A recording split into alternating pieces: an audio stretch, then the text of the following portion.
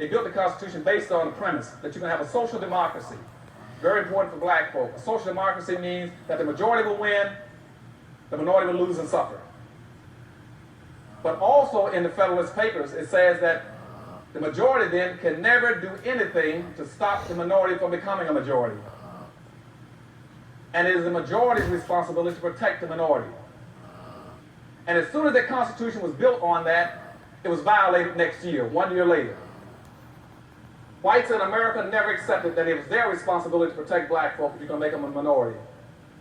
They talking about black folk shouldn't be out now chasing civil rights as a minority. They know that as a minority you can't win. You don't have the power. It is the majority's responsibility to take care of the minority. Not the minority's responsibility to fight for something you can't get. You don't have the power.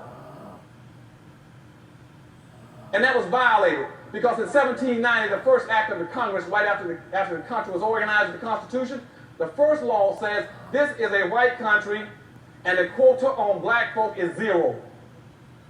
Which means you got a 0 quota, you can only come into this country as a slave. At that moment, black people became the only permanently planned minority in the country. You become the only planned loser. Remember, minority means loser.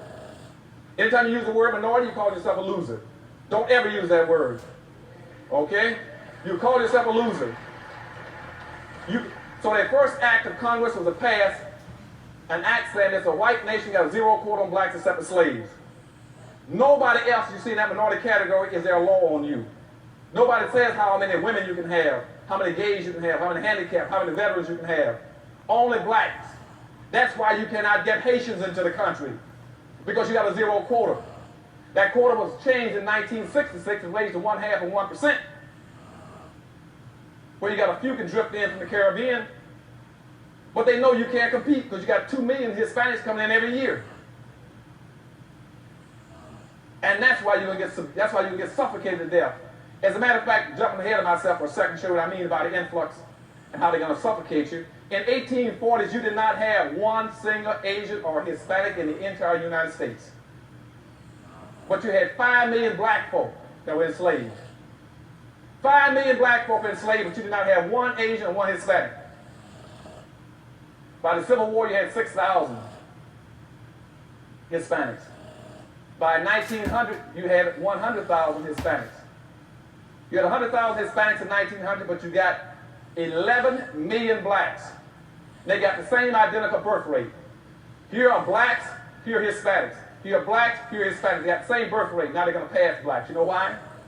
You can't come into the country and fight and protect yourself by numbers. You are a permanent loser. And that's why you're going to be overwhelmed in this area. You cannot win if they can't let you get your population up. And the major issue they're going to fight for is keeping the doors of immigration open so they can become the dominant population over you. They know you cannot bring in your people. And that's why you had 3,000 blacks on a boat off the west coast of Liberia, Africa, for about 2.5 months, and nobody even called them in.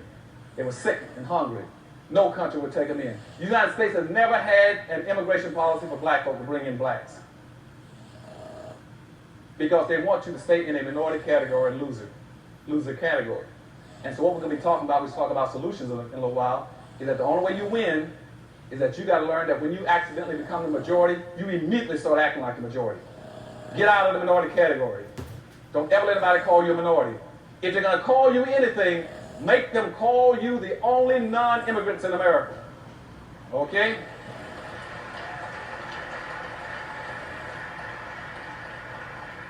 Every public policy that you develop, every program that you develop it for non-immigrants. When you develop it for non-immigrants, you get into a special category with just black folk. You immediately, that word non-immigrant reconnects you with your history. It reconnects you with how you got here. It reconnects you with your culture and your past. Right now you have no past and no culture and no future. And the other thing it does when you start using the word non-immigrant is that you jump ahead of all the other groups. As immigrant takes on a negative, you say, hey, I'm not an immigrant, I'm a non-immigrant. And what you also do, you stop whites from bragging about my daddy came from Poland, my daddy came from Germany. You stop them from doing that by saying, hey, you're an immigrant then. I was here before you. See, 97% of all the black people in the United States were here before 97% of all other people here are even arrived today.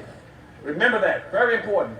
When somebody starts telling you to go back where you came from, you say, hey, 97% of my people were here before y'all ever arrived. And so if anybody's going to leave, the last leave first. And the people who developed everything should stay here.